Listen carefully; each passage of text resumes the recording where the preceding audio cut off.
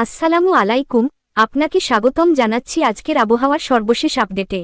বাংলাদেশ ও পশ্চিমবঙ্গ দুই বাংলার আকাশে আবারও সক্রিয় হচ্ছে মেঘের ঘনঘটা। মৌসুমি বায়ুর প্রভাবে আগামী 24 থেকে 48 ঘণ্টা জুড়ে দেশের বেশিরভাগ অঞ্চলে মাঝারি থেকে ভারী বৃষ্টিপাতের সম্ভাবনা রয়েছে। বিশেষ করে চট্টগ্রাম, বরিশাল, খুলনা ও সিলেট বিভাগের কিছু অংশে হতে পারে অতি ভারী বৃষ্টি। এছাড়া ঢাকাতেও বজ্রসহ বৃষ্টিপাতের আশঙ্কা রয়েছে।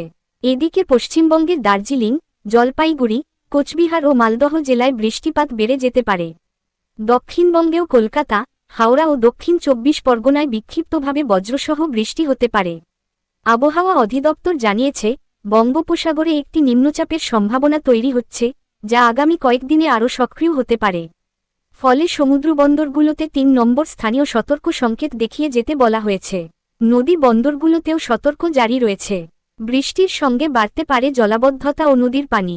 পাহাড়ি এলাকার মানুষকে বিশেষভাবে সাবধান থাকার পরামর্শ দেওয়া হয়েছে ভূমিধসের ঝুঁকি বিবেচনায়।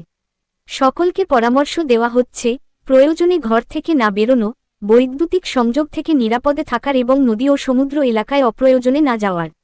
আজকের সর্বোচ্চ তাপমাত্রা থাকতে পারে 30 থেকে 33 ডিগ্রি সেলসিয়াস এবং সর্বনিম্ন 25 ডিগ্রির আশপাশে। বাতাসে আর্দ্রতা বেশি থাকায় গুমোট ভাবও অনুভূত হতে পারে। ভিডিওটি ভালো লাগলে চ্যানেলটি সাবস্ক্রাইব করতে ভুলবেন না। আবহাওয়ার পরবর্তী আপডেট পেতে সাথে থাকুন সব